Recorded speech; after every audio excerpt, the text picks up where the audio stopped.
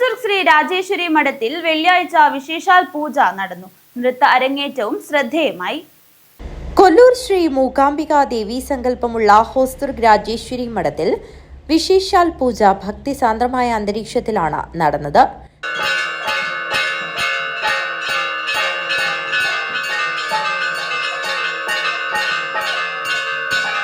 ക്ഷേത്ര സർവാധികാരി കുഞ്ഞിരാമന്റെ നേതൃത്വത്തിലാണ് വിശേഷാൽ പൂജയുടെ ഭാഗമായി വിവിധ പൂജാതി കർമ്മങ്ങൾ നടന്നത്.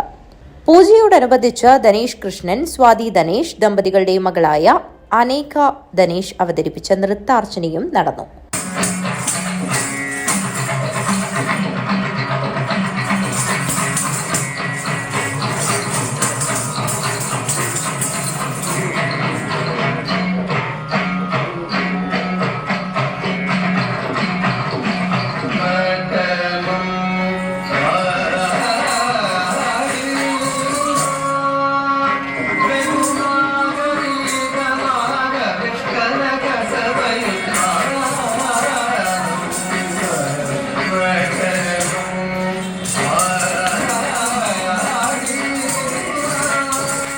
ബ്യൂറോ, കാഞ്ഞങ്ങാട്.